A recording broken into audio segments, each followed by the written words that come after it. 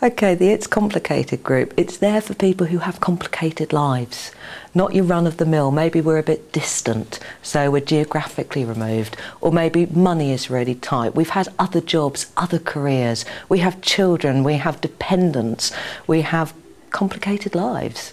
And for us doing the PGCE course, it's not straightforward because we have to fit that in around our complicated lives. And it's good to have support from a group of other people who are all in the same boat, paddling, desperately trying to keep our heads above the water. Anyone who has a complicated life, and that's not just children, pets, partners to juggle. It's also people that have come in from other places, people who haven't come straight out of university. People who've got different experiences of the world. Anyone who's just slightly out of the ordinary, any obsessive compulsive person who wants to achieve, anyone who cares too much about doing well, and anyone who's come into it as a vocation rather than something they just want to do. So anyone that has lots of factors that might make them more vulnerable to the pressures and aggravations of the training programme.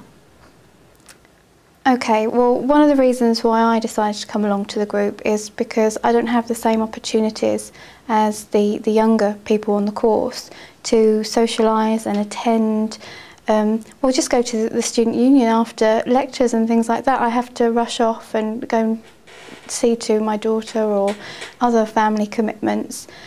So being able to come to the group and just talk, socialise, get to know other people and share the different experiences really was a real benefit to me. I was actually dragged along one lunchtime just at the beginning of January, start of the second placement.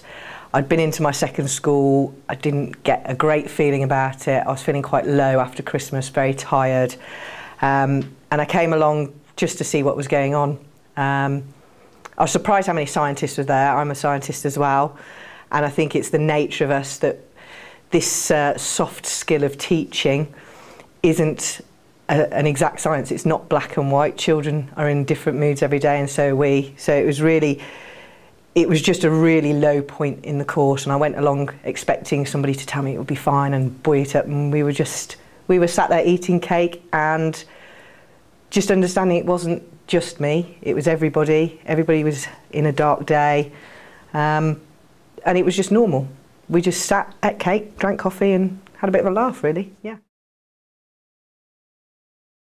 There's been a huge range of problems. For me, some of the biggest problems have been going into this little world called education. And education is a little microcosm and a world of its own. And until you get inside it, you don't realise what it's like and how the people think. And when you come from the outside, you don't know how to connect with those people. You don't know what makes them tick. And sometimes that's a very alienating experience. Not knowing what makes those people tick is a strange experience for mature students or people that have had other lives, where you've been a professional all your life, you've worked, you've raised a family, and you've always been able to cope, and you've always been able to know what to do next and how to work with the people around you. And suddenly you're faced with people that have their own view of the world and their own mental map of their universe, and you're trying to find your way in it. That is quite scary and can cause an awful lot of misunderstandings. You can also come into a place where people find your experience threatening. You were a senior manager in a previous business, so suddenly you come in and they think that you're going to resent them telling you what to do. They think that you're going to tell them what to do. They think you're going to judge them, and they end up judging you before you even get there. So all of those things for me was part of why the group was really valuable, why it was helpful to come back to the group and to meet the other people and find out that I wasn't alone. Well, they range variously from personal issues. We're all trying to juggle a home life, a professional life in school, and then the university demands as well in terms of assignments and just being in an environment where we don't recognise, it's unfamiliar, just trying to settle in. And when you come to the group, you can express all those anxieties and all those worries, and people don't look at you as if to say, you're mad. You know, when you have discussions with the younger students on the course, they take it in their stride. They're very confident actually in terms of going in and having a very, well, not blasé, but they have a different approach. And I think as older students, we don't have that same level of confidence, although people perceive us to be more confident and often judge us before we've even arrived in school. So being able to talk to everybody about their individual experience in this group and say, actually, I don't feel confident about this, has been of value as well. My problems were quite personal problems. I came in with baggage. I've had extra baggage thrown at me while I've been here, and it's a really, really tough course. When I started, people said, wow, you know, good on you, it's going to be difficult. And it is difficult, it's difficult for anybody. But when you've got children, a mortgage, ironing, shopping, life, family to throw in on top of the PGCE, then it's really difficult. So the problems that have been faced have been ones to do with that, but also, and thankfully I didn't have any of these problems, but some people have had problems with the school that they're in or with the people that are around them, and it's been issues with support. So there's been a big varied amount of problems, and it's been quite nice to hear other people's problems and see that you haven't got all of them. I think we do have some unique problems. There's a lot of scientists this year on the course. I think we are expected to teach 3 disciplines, certainly mostly to Key Stage 3, but sometimes Key Stage 4. So for a more mature student, that's a pressure of subject knowledge. You might not have looked, for me, I hadn't looked at physics for nearly 20 years. So that was a big, steep learning curve, and you want to do the best you can. So you are trying to keep on top of that subject knowledge and make sure that it's right. So you do add pressure to yourself trying to teach those 3 subjects. So I do think there is something about being in science that makes it slightly more difficult on the course, particularly when you've got other pressures in your life. So you're trying to do subject knowledge and cook the dinner and feed the dog and get the kids dressed in the morning while running around with your physics book, hoping that you know enough if somebody asks you a tricky question.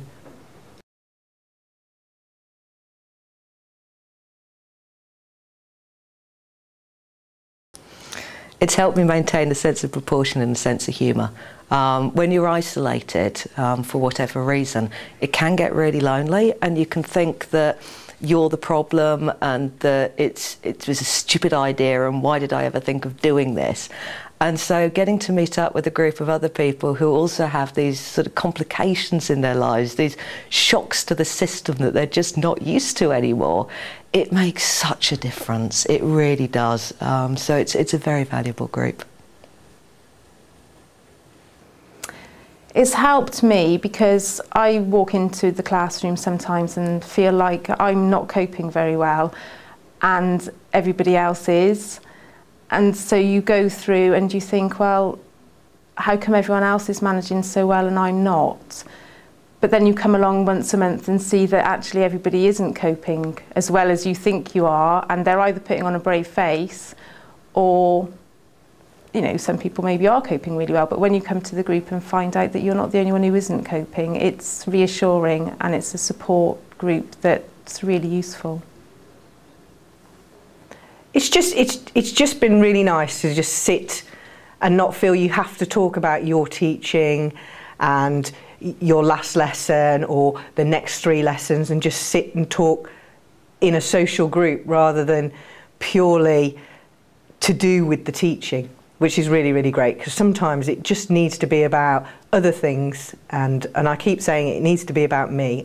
Everything you do with your mentors and in your school is about their children, their expectations of you, and not necessarily about what you want to do or how you feel today, or whether you've got a party coming up or something going on in your life. And it's just been really good to do that. And it's good to meet, you know, men and women on the course that are struggling.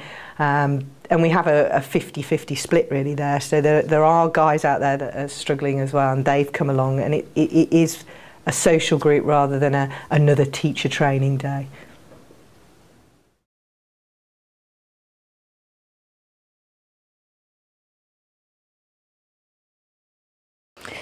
Well, we were trying to think of a way to make the group a little bit more accessible and to actually explain the joy we got out of it as well, because it wasn't all doom and gloom and everyone was miserable. There was a fair amount of cake eating, there was quite a lot of coffee, but there was also the opportunity to say it's not all misery. There's a lot of fun and joy to be had out of the group. So for me, I started with the idea of, if this was MasterCard, how would I sell it? And that was the reason behind my slide. And we had fun making up some slides and trying to advertise it to other people so that they could come along and say it's not just about sitting there being miserable, it's about having a good time and getting some joy out of the course as well. I made my slide number 2, because I wanted to give an idea of just how I feel, and I think the picture shows how I felt a lot of the time during the course, and my way of coping with that sometimes may have been slightly alcoholic, but I couldn't bring the alcohol to school, so I occasionally brought cake and we ate cake, sometimes shed some tears, but happily not that often, mostly it was smiles.